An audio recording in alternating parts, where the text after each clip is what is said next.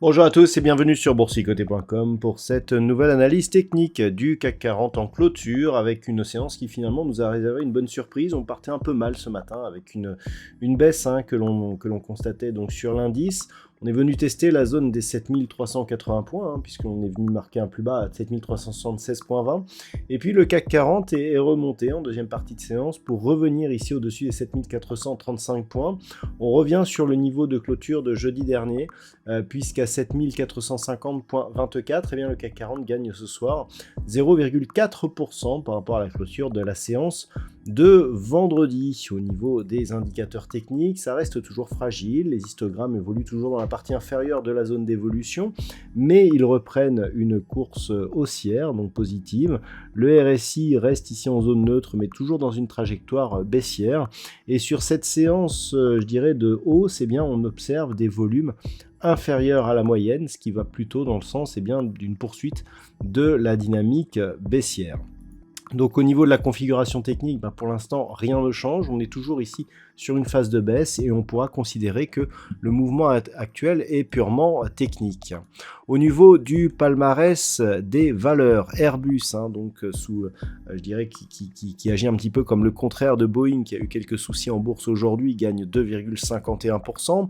Derrière nous avons Kering et Essilor Luxottica qui gagnent respectivement 1,86 et 1,84%.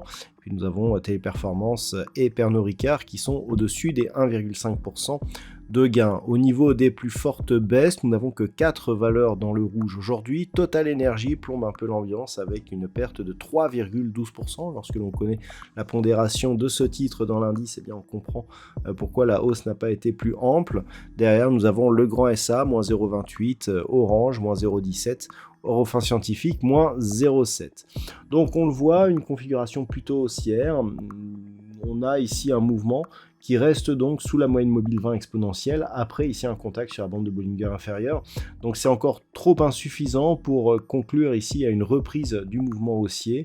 Il faudrait au minimum revenir sur cette zone ici des 7577 points. Donc par rapport à la configuration actuelle et par rapport au niveau donc de demain, ce sont les niveaux qu'il faudra surveiller.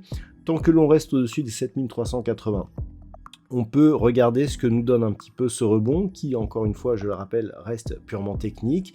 Si on venait à casser ici la zone des 7532 points, ce sera un premier signal puisque cette zone ici était la zone de support de ce range ici à court terme. Un retour au-delà de cette zone empêcherait de valider cet ancien support comme une nouvelle résistance, ce qui, même si on était au-dessus de la moyenne mobile 20 exponentielle, serait une configuration qui resterait baissière, et ce n'est vraiment qu'au-dessus ici des 7577 que l'on pourrait repasser dans un flux haussier. Voilà donc ce que l'on peut dire sur la configuration actuelle. D'un point de vue statistique, nous avons une configuration qui est encore une fois assez hésitante. Assez peu d'occurrences, une statistique un petit peu différente à celle que nous avions hier, puisque donc pour aujourd'hui, en fait à partir d'aujourd'hui, on avait plutôt une probabilité de hausse suivie d'une phase de baisse à partir de la fin de cette semaine, voire début de semaine prochaine.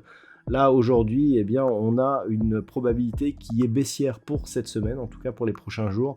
En tout cas, d'après les statistiques, on pourrait casser ici cette zone des 7380, mais le nombre d'occurrences est faible, donc n'accordez pas trop d'importance à cette étude statistique. Voilà donc ce qu'il faut savoir pour aujourd'hui. Je vous souhaite de passer une bonne soirée. On se retrouve dès demain pour d'autres analyses techniques, toujours sur le site boursicoté.com.